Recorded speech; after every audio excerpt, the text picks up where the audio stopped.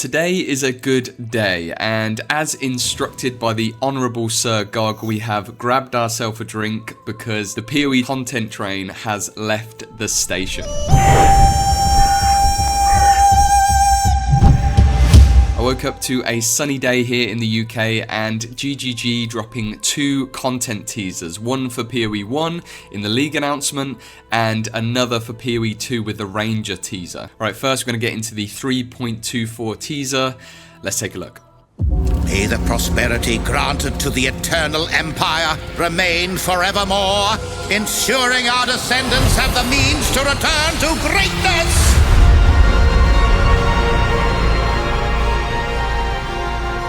I hope you're not afraid of a little dirty work.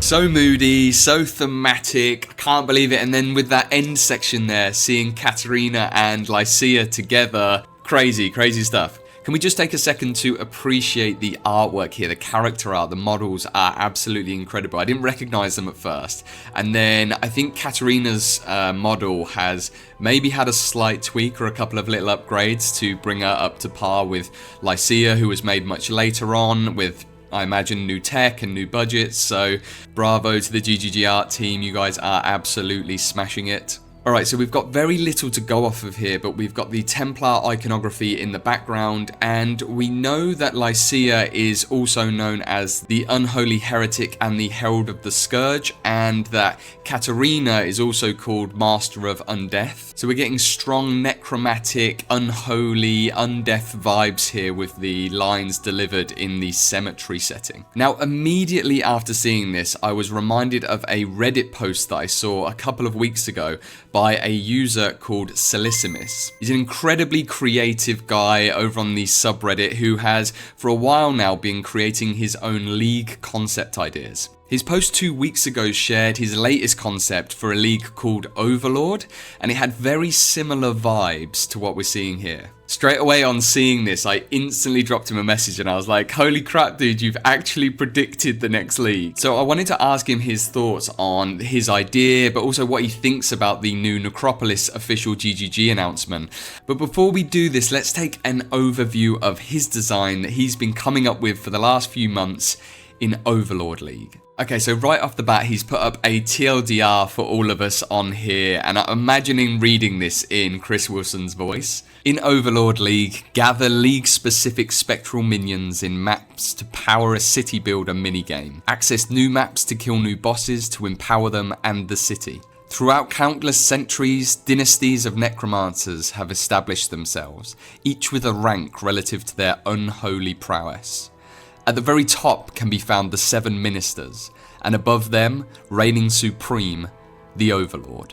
So straight away we have this hierarchy here. So I'm looking at you, Katarina, with the Betrayal Syndicate. And he goes on to explain here that the core gameplay loop is that in maps you'll see spectralates, and these are ghostly spirits that you'll see working away, breaking rocks, carrying goods and chopping wood. In each map you'll find a necromancer that is the per map boss called a regional despot, who is basically overseeing these enslaved labouring souls. Once you attack the despot, his spectralates from the map will all rally to his side, and you fight them as well as him, and defeating him will basically transfer these spectralates sort of like soul contract over to you. Okay, great, so you've got some enslaved souls now. What on earth do you do with them, right? So this is where, in true GGG style, he's taking inspiration from other games like City Builders. All of these spectralites you've killed and collected are transferred to the spectralite shelter. Now this is a zone that you can access through the map UI, and it's like the mine encampment or your hideout or something like that, where you can put all your spectralates to work, and there they can construct buildings and they can process resources for you, and these buildings offer like various different buffs and have like various different functionalities throughout the league design. So you've got Tombstone Field that affects your maximum spectralates count, Totem of Unbinding, you increase the work rate. Looking down at the bottom, we've got Ghostsmith's work workbench where you can allow yourself to buy league-specific items and to enhance the probabilities of crafting league-specific items. I won't go into all of the details and the nitty-gritty of all the aspects of design. If you want to do that, definitely go over to the Reddit. I've put the link in the description. Go check it out. I mean, there's a ton of depth here, like a whole resource management system where you actually spend your spectralates, and you have like mechanics that help you retain spectralates and gain them faster and all this sort of stuff. Alright, and then he goes on to talk about the bosses and dethroning the Overlord. Basically, like, in order to dethrone the Overlord, you need to get to these like Minister's Lair maps, and you open them up. You can only craft these maps through the building called the Entranced Oracle, and these maps are small, thematic. They're like cemetery, grave trough, burial chambers, bone crypt, all that sort of like gothic, necrotic vibe that we saw in the teaser trailer. But each of them contains spectralates and a unique boss that is called the something named Minister after a sin, so it's all like very holy and to do with sin and stuff. Again, super thematic. And then you finally work your way to the Overlord's throne hall. So what if we take this Overlords, we take it plurally, and we imagine that like Lycia and Katarina are the Overlords together. They've teamed up, you know, something in the lore, I'm sure we'll discover why they've teamed up. All of that lore will be explored, and there's some amazing people on Reddit that are doing like lore breakdowns. Hopefully Kit and Cat Noodle can get on it and jump on the lore series. So we have the two Overlords, and then in the trailer we saw these like three figures kneeling down. So what if they were like the ministers, right? This is like what was immediately making me want to hit Silicemis up and sort of talk about this. And in his Reddit post, he goes into detail about like the boss mechanics for the Overlord, and there's this like whole new like debuff system called a Spectral Curse, which he's like done the math for, and it's like, you know, way better than any of the stuff I do. Like I'm rubbish at thinking of all the math. And then of course, like any league, there has to be some cool new rewards. We've got crafting systems. There's this cool thing called spectral items, and they have these like meta modifier effects. I'll put one up here, you can see it. It affects the crafting outcomes of the items, so it's like it's a modifier that affects the way that currencies engage with the items. I thought this was like wicked and sort of like something that I think might actually come up in PoE 2, weirdly. It was one of the thoughts that has been like rumored and like discussed, that there might be ways for us to like rarity might affect the minimum tier rolls of items and stuff like that. And then there's something called like Spectral Atlas passive points, where you can allocate an unconnected Atlas notable or choose to boost the effectiveness of like a series of smaller notables and stuff. And it kind of reminded me of what we could do in Trial of the Ancients with the tattoos and the passive skill tree. Very cool. And finally, of course, he has created a ton of really interesting, unique items that are, you know, waiting for us to chase, hunt down, and create new builds around. I'll show up some of these here. I mean, like, yeah, they're interesting. And again, head over to the post. He's got the whole thing on there. It's really, really cool. Alright, so instead of me guessing what Silicemis' inspirations were for this concept, he has very generously offered to jump on a quick call with us and discuss his ideas behind the concept, his inspirations, but also have a quick chat about 3.24 and Necropolis League. Hey, Silicemis, how are you doing, mate? Shall I call you Silicemis or shall I call you Llama? What do you prefer? Whatever you prefer. Okay. I will answer to both. Alright, wicked. Well, I've been calling you Silicemis through the video, but Okay. Llama is a much easier word to say for me. It's very easier. Silicemis was because I needed a true pseudo back then when I was a kid. Yeah. Because my first pseudo was Shadow Dark. At some point I was like, nah, it's too cringe, I should change. I was still 13, so my understanding of cringe was not good enough yet. I think like me and a lot of other people have the same thing. I will reveal mine because like mine was really embarrassing. Mine was Player from Tsar. Which Tsar was just a made-up place that my parents used to say that I went to, like when I was daydreaming. I can't believe I'm actually admitting this. It's That's really sick, lame. actually. Well, That's sick okay. of the name. Maybe I should change it. Forget about Silver and go back to that. Who knows? Who knows? Well, Silver is sick too, to be honest. I appreciate that. Well, I've been called Saliva quite a lot of times so far, which is which is not such a vibe, but I think people will catch on, who knows. So obviously I wanted to give you a call, jump on. So we're halfway through a video basically now, and we took a look at the teaser for Necropolis for 3.24. Have you seen it? Have you seen the teaser? I've seen the teaser, yeah. Okay, cool, yeah. So pretty short, but obviously straight away there was this like ghostly sort of like necrotics, very gothic vibe and stuff, and I saw that and I instantly thought of your league, Overlord, that you posted a couple of weeks ago on Reddit, right? Yeah. I've kind of done a bit of a brief overview for everyone, but I was curious, like, what was it that was the inspiration, like, for the design of the league? So, inspiration for this league, it had nothing to do with death at first. It didn't have this team. The main idea was implementing a sort of city builder into PoE. The developers like to bring in different genres of game, like the tower defense, for example. And I wanted to do something similar. And city builder, I think there wasn't any yet. Yeah, the closest thing we've got is like tower defense, right? But obviously that's nothing like it. But yeah, we have our hideouts that we can craft, but we've never had like a city builder style thing, right? Yeah, and so basically the main idea was that. First thing I had to take into account was that I shall not make a true city builder into PoE, because you don't want a game within a game. You want that, but you want it to be well incorporated to fit PoE. Yeah, I understand. Otherwise, you kind of get like the Blight thing, right? Not Blight, sorry. You get like Harvest, where they tried to make it too much like an actual kind of like farm simulator, and then it was like too slow in the first iteration, wasn't it? The problem I have, and we might encounter this problem throughout the conversation, but I've started PoE September 2023 on Tota. No way. Almost no clue of what happens. I've been documenting myself this past few months, but I've not been in any other league than Tota and Affliction so far. Wow, dude, that is actually blown my mind. Like, and considering that you've made a couple of league concepts now, right? On Reddit, like you've done one before, which was called Parallel Fates, right?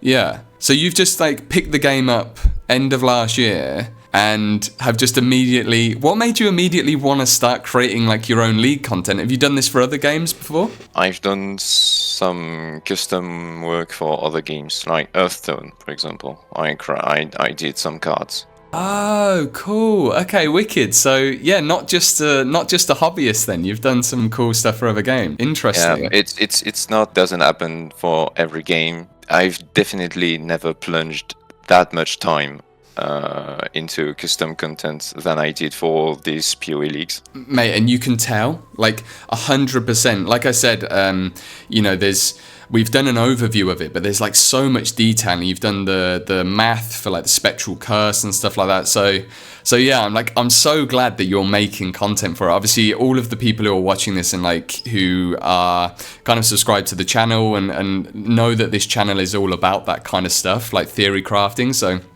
when I saw your post, your original post, like your first league, and then I saw this one, I was like, yeah, that was when I dropped you a message ages ago, right? And I've just been keeping an eye on it ever since. So having seen the teaser for Necropolis, like what do you think, if anything, could be like potentially in there, that might be similar? It's hard to say. What is truly similar is the theme. It's not named Necromancers, it's named Necropolis. So I think there will be an emphasis on the place. At the end, they showed, I think, Katarina and Lycia. Yes, yeah, they did. Yeah, which was kind of crazy seeing them together. I think they are considering them for a new version of endgame content, like other versions or.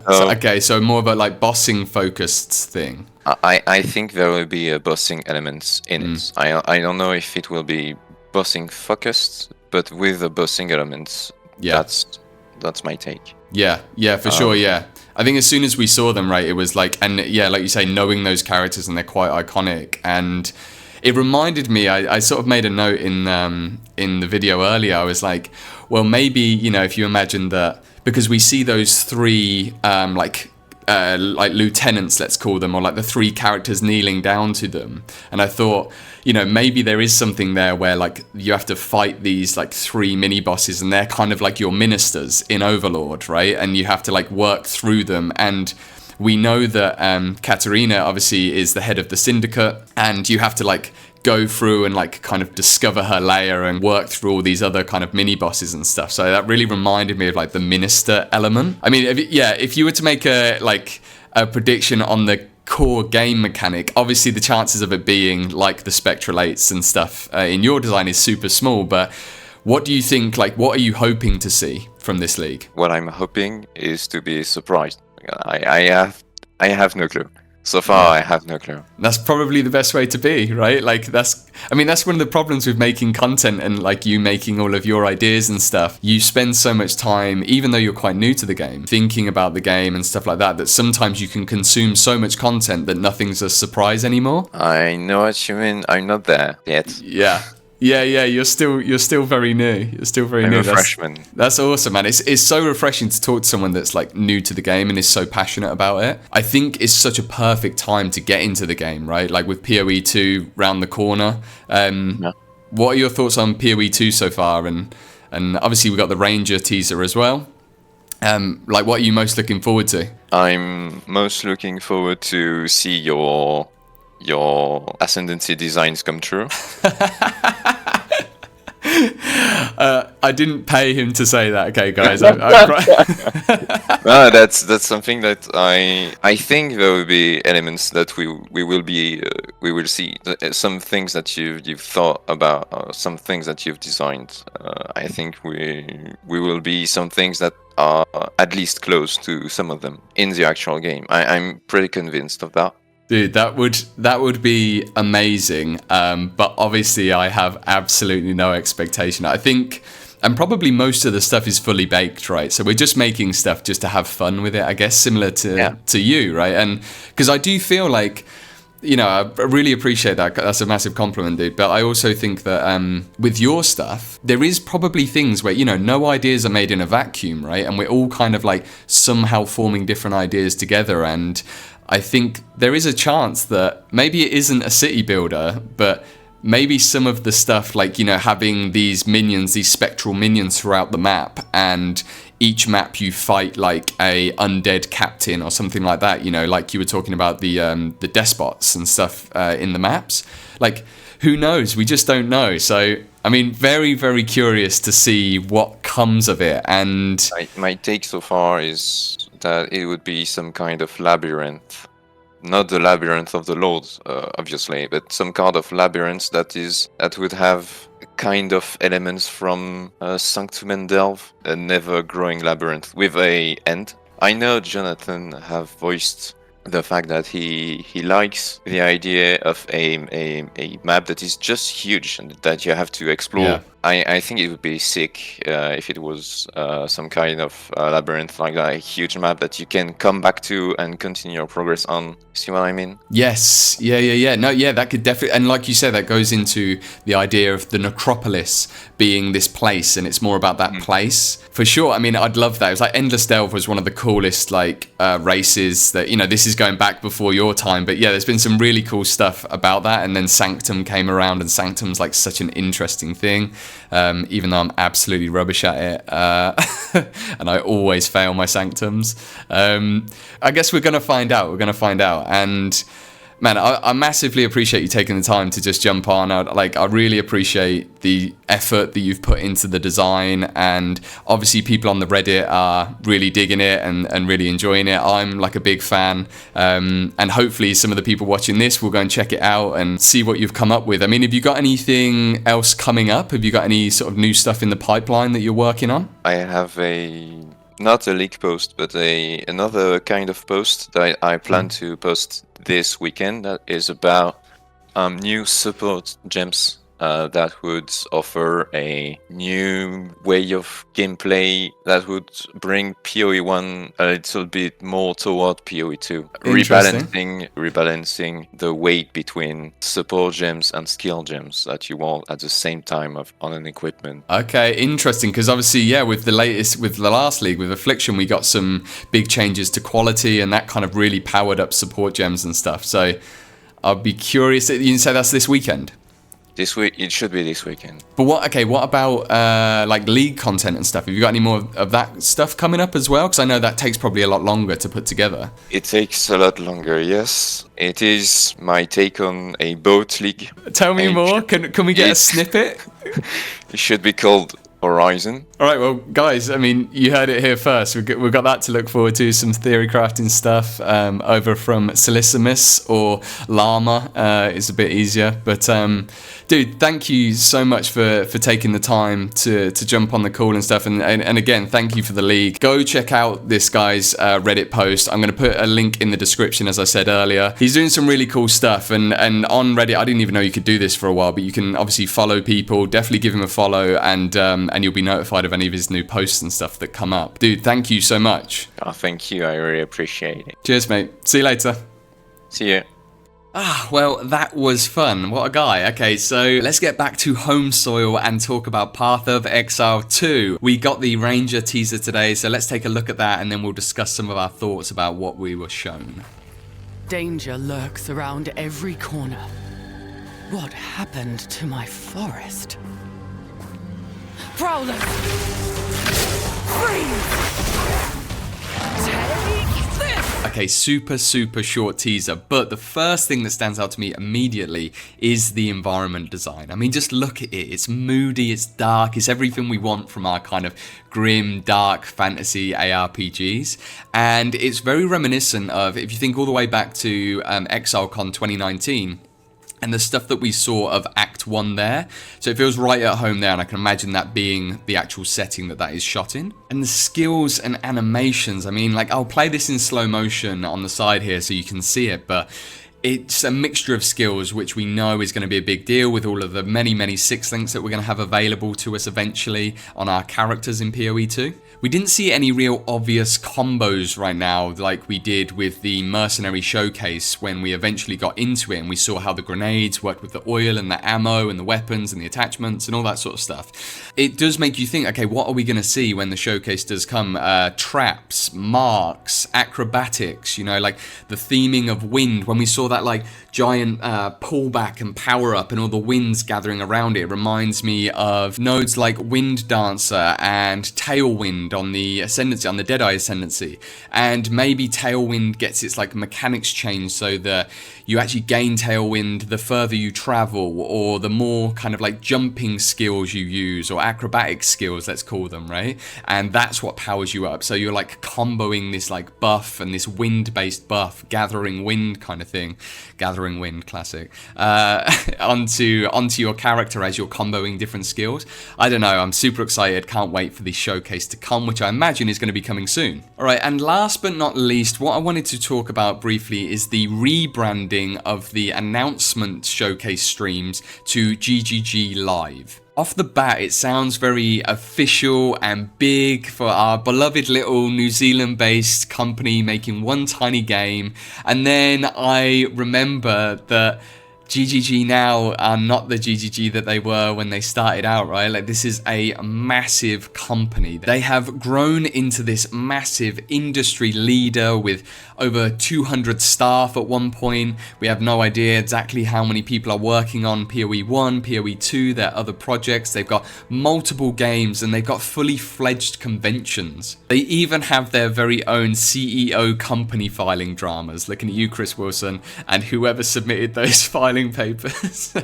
So what more evidence do I need that they are a big games company? And this comes after some of the critiques from the last announcement live stream, where I think a lot of the audience were a bit confused, or they were a bit frustrated because they were there for PoE 1, but then they were confused why they were spending so much time talking about PoE 2, and I'm sure vice versa, there was people just that don't really play PoE 1 that are really excited for PoE 2, you know? GGG Live to me is a really smart and subtle way of saying to us all as the audience that, hey, we've got 2 big games now that we're running, and we may have multiple other games or products and things that we want to platform. This is a show for us to show everything that we're working on, all of our projects, all in one space, and they'll probably have, you know, different members of the team presenting different aspects or different projects. You know, like we'll get Jonathan probably on PoE 2, and then maybe Mark Roberts or maybe another member of the team who are leading up PoE 1 and presenting in that aspect. You know, we could potentially imagine other segments for PoE Mobile and someone heading up that, or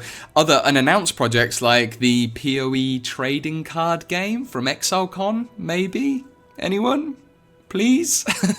Who knows? I suppose my point here is that ever since the sort of darker days of comms where there was quite a few destructive vocal voices in the community that kind of caused a big backlash and caused GGG not to be so forthright and communicative with us as an audience, we haven't really seen much apart from, you know, every 3 to 4 months we get this live stream, which is such a big deal. But a tide swell is building. With the return of Build of the Week and PoE 2 on the horizon, the interviews that we've been getting for that, GGG's comms engines are igniting. The gears are turning, and perhaps GGG Live represents the beginning of a return to the golden era of the hype early on in Path of Exile's development. The ARPG genre is growing, and the scene is set.